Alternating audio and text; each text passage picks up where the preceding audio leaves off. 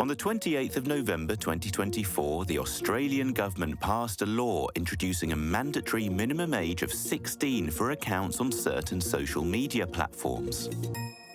The law entered into force a year later, in December 2025, making Australia the first country in the world to enact a teen social media ban. And the ban currently applies to platforms like YouTube, X, Facebook, Instagram, TikTok, Snapchat, Reddit, Twitch, Threads, and Kik. However, a few months into the ban, an Australian government study found that despite an overall drop in children's accounts, around 7 in 10 under-16s remain on major platforms.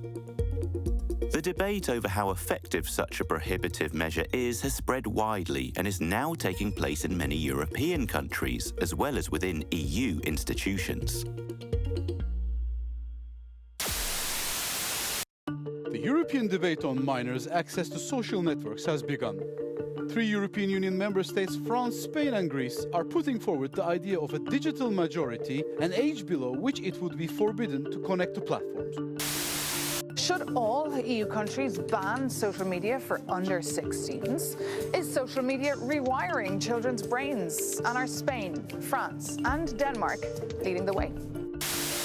French President Emmanuel Macron says he wants to speed up the process to impose a ban on social media for under-15s starting in September.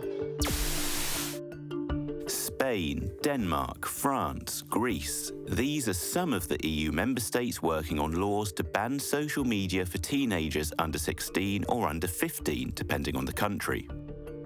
But why are governments considering this? Are there any alternatives?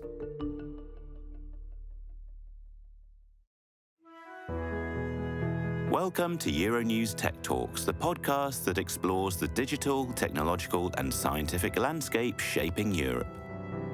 I'm your host, James Thomas. This is our second episode taking you inside the world of social media platforms. This time, we're looking at whether banning social media for children is a good or bad idea. To explore this dilemma, we speak with 2 experts from different backgrounds and with differing views on the topic, and hear from teenagers across Europe. So, let's start with the debate, this time moderated by my colleague, author and producer of this podcast, Alice Carnevali.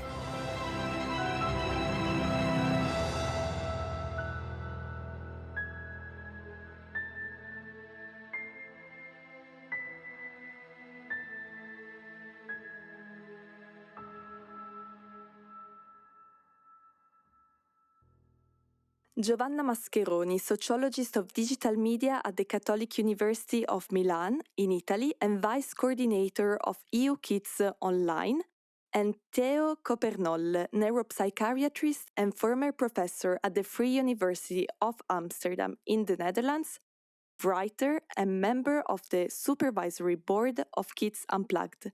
Welcome to Euronews Tech Talks. Thank you. Thank you. Glad to be here. In December 2025, Australia banned social media apps like TikTok, Instagram, and Snapchat for minors under 16. 1 month later, in January 2026, French lawmakers passed a bill that would ban social media use by under 15s. And last February, Spanish Prime Minister Pedro Sánchez announced his country is also working on plans to prohibit social media for anyone under the age of 16. Before we try to understand the pros and cons of this measure, why is there such momentum now? Why is everybody talking about a social media ban, Giovanna? Well, I think reasonably parents are really concerned. We have evidence that these platforms have not been designed for children. We have been arguing this for years. And now parents are understandably very concerned for the consequences this has on children and young people. But policymakers are urging a simplistic answer that doesn't make children safer online. And we're going to get into that in a couple of minutes.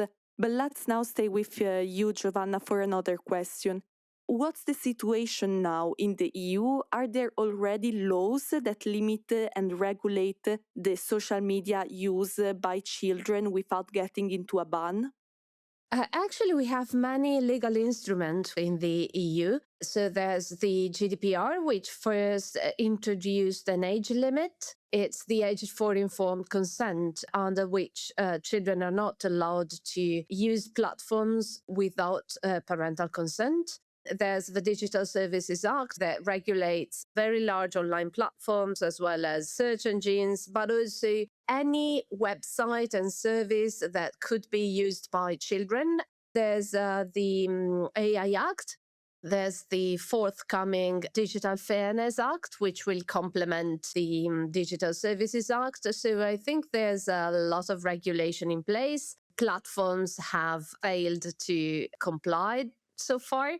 Let me also add that platforms have got to benefit from a ban because this will alleviate any legal burden on them and will place the responsibility back to children and their parents.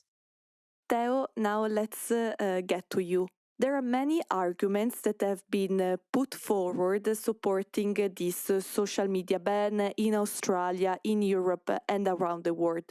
What are they? Can you give us some examples of the arguments in favor of this ban? But the first one is that it is willfully made as addictive as possible. So we have to deal with it like a drug. It has the same effect. And we should make a difference between social media and anti-social media.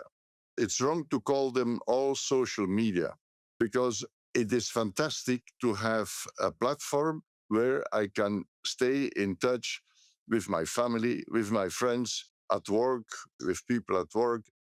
So this is real social media, but they have become anti-social media because they have been made very addictive, and that is because these companies can earn so much money with the information they gather as long as we stay connected.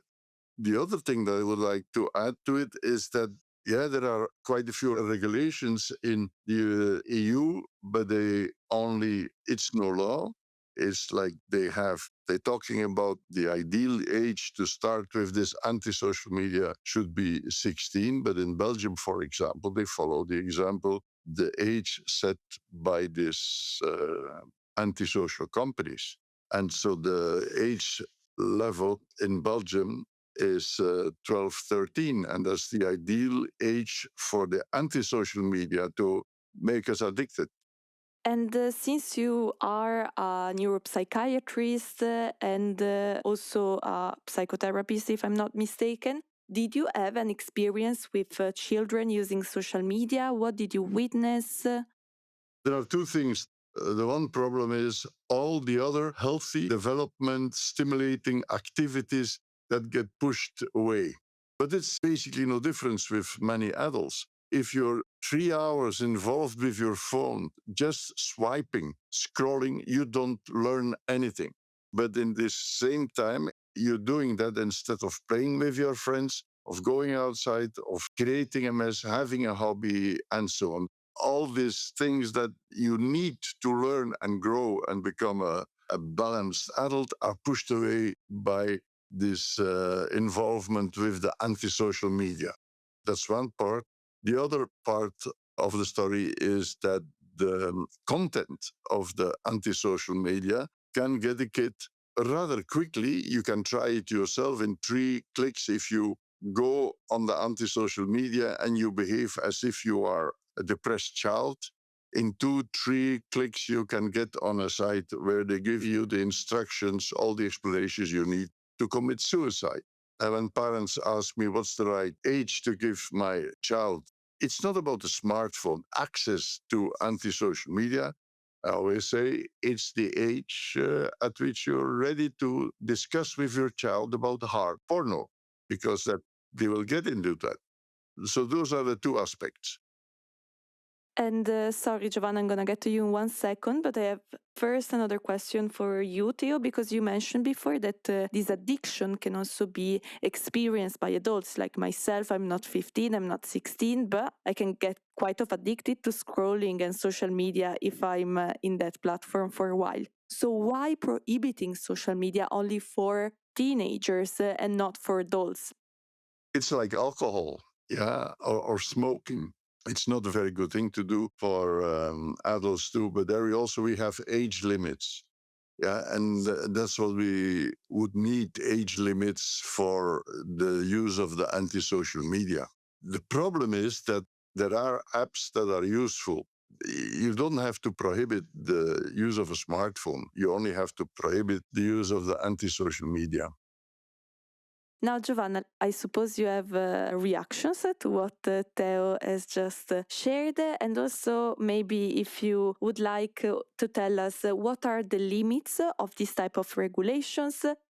I fully agree with Theo that it's a platform's responsibility, and that's why I disagree with bans as a solution. So first of all, what Theo said about displacing social media, displacing other activities. Actually, it's a co-responsibility. So we have been taken away other opportunities for socialization from our children in Western society, especially. Sports is getting more expensive. We do not believe our streets are safe enough for children to go out and play. And that's the reason why they spend most of their after school time indoors. Let me get to platforms. I fully agree. There's an explicit and intentional exploitment of children. The documents, the unsealed documents from the litigations prove it. There's also a scientific article published by some US colleagues a few months ago, which shows that platforms' algorithms are perfectly able to identify underage children. But they use this information to profile them and target with the right advertisement. So children under the age of 13 were 30% more likely to receive ads for children products. The same paper demonstrated that those children who were classified as vulnerable were 70% more likely to encounter distressing content on social media. So they have a very big responsibility, but it's not by banning social media, banning children from social media. We should ban social media from accessing children unless they comply with some safety, privacy, and children's rights by design. So I know it's quite early to assess it, but the e-safety commissioner, the Australian e-safety commissioner, published an update on the compliance with the social media minimum age last March, and the findings are all but encouraging. So they did a survey of Australian parents, and 50% of 8 to 15 years old children used to have at least one profile on social media.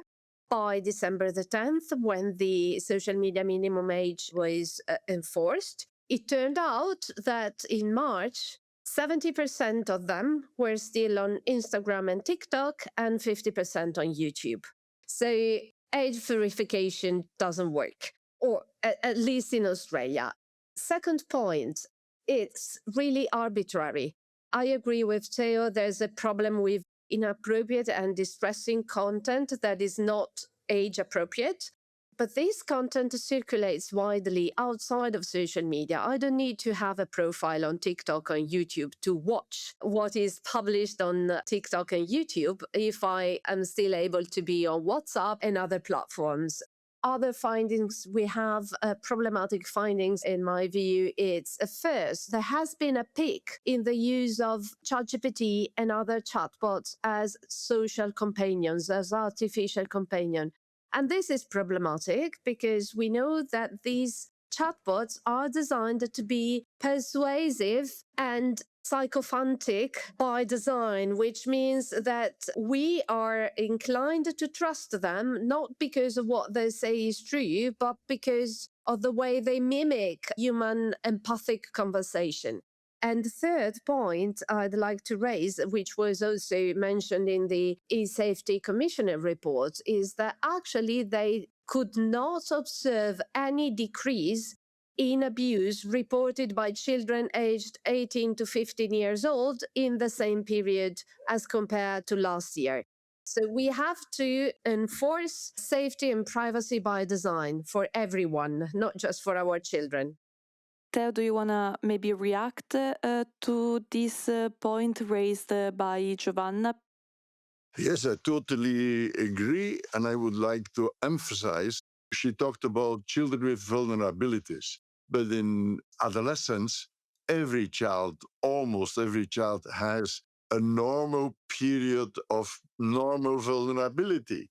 Yeah, it's part of being an adolescent, that you have your doubts about your body, of what you're going to do in your life, and so on. But when a child in this normal period of vulnerability then goes on the antisocial media, the antisocial media will tend to make it worse, bigger. Yeah. So the term to say, yeah, it's only vulnerable children who get in problems and it's their vulnerability that is the cause of what's happening. Yeah, this is, how would you say politely, total nonsense. But there is only one solution, and it is to ban the methods that the antisocial media use. Now all the load is put on the shoulders of the children and the parents and the teachers, and then the schools found a solution. We ban the phones in our schools, and then we see that the children double the time they spend on their phones at home. So then the poor parents now then have to deal with the problem. No, there is only one solution, that is the ban on the use of the tricks the antisocial media use. That's the only solution. Exactly. Not banning children, because then it's again a problem for parents to make sure that your child will not borrow the ID card from one of their peers. But you have to ban the design to stop them, to prevent them from designing addictive platforms for children. Unfortunately, this is all we had time today on Euronews Tech Talks. I know it's a very fascinating, passionate topic, and it gives rise to a lot of insights. So let's hope that maybe some lawmakers, stakeholders are listening to us now at the moment, and they can be inspired by your words and this very interesting conversation. You've just listened to a conversation by Giovanna Mascheroni and Theo Compernolle, moderated by my colleague Alice Carnevali. As you can see, they have slightly different opinions on a ban on social media for teenagers. Still, they agree on the problematic effects of these technologies and the need to regulate them. But the debate is not over. In this episode, we've talked a lot about young people and how they should and shouldn't use social media platforms. But what do they actually think? Do they agree on a social media ban? To answer these questions and bring the protagonists of this story into the conversation, we've reached out to some teenagers around Europe and discovered that they also have different opinions on the issue. Pia from Spain has a conflicted view. She doesn't agree with the age limit set by the ban, but also sees its potential. It seems to me that the age they propose is like a very excessive number. They will have to put like an age a little bit lower, like for example 14 years old, because it seems to me that from 14 years old to above we are already more responsible, mature, and we also have learned how to handle ourselves in terms of technology. But on the other hand, I find it phenomenal that they prohibit social networks, since this first of all will help us a lot to all the people to use less our phones and be less hooked on the mobile phone all day long. So this will encourage us to go out more, to play with nature, with our friends, and have like a more social life. This also will allow us to have a much clearer mind and a more critical thinking side, because We are teenagers, and all that we see on internet, we actually fall and think that is true when sometimes it's fake. For example, the algorithm on TikTok, on Instagram puts ideas that maybe are not good in our heads and encourages to support them. But we support them because we don't have the ability to distinguish if it is real or fake. It also seems to me that this way small children should not have social networks, since there are many young children who talk to unknown people who are usually bad, and all they want is to take advantage of children. But children are not aware of this problem. Vittoria from Italy has a very similar opinion to Pia's. I think the age group for which social media use should be restricted should be a bit lower, perhaps 13 or 14 years old. Because I think it's a stage of life when it's very important to socialize with others in a non-virtual way. And since I'm part of this age group, I've realized that if I go out with my friends, I often find myself in a group full of people glued to their phones, rather than perhaps getting together and talking and having fun.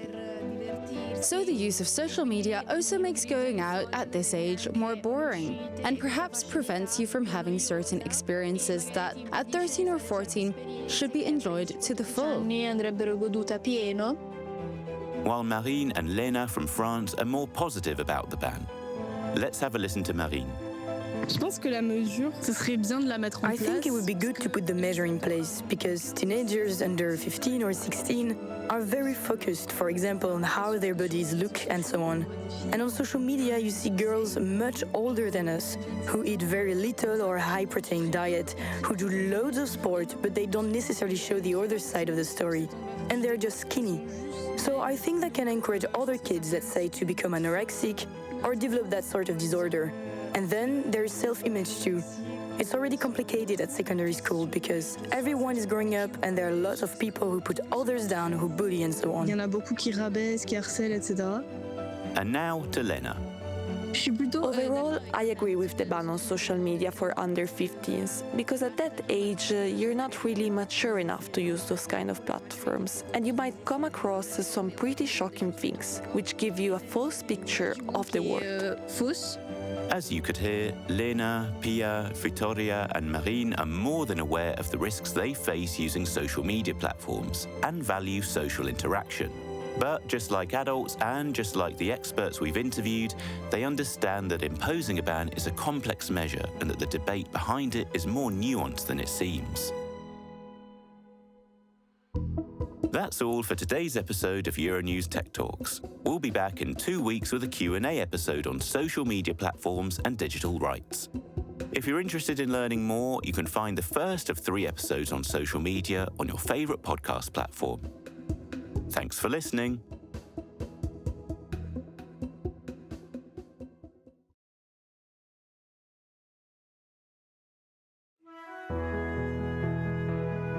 I'm your host, James Thomas. This series was created by Marta Rodriguez Martinez. This episode was written and produced by Alice Carnevali. The theme music is by Leo Lebrun. Sound editing and sound mixing is by Joanne Breton. Our editor-in-chief is Niaz Samadizada. Thanks to Lynn and Mina Cabaret, Leticia Batista Cabanas, and Paul Didier for helping us collect teenagers' opinions. And thanks to Lena, Marine, Pia, and Vittoria for sharing their time and thoughts with us. If you aren't already, you can listen to this series on Apple Podcasts, Spotify, Castbox, or wherever you get your podcasts. If you're enjoying the podcast, please consider leaving us a positive review and, of course, sharing it. Thanks for listening.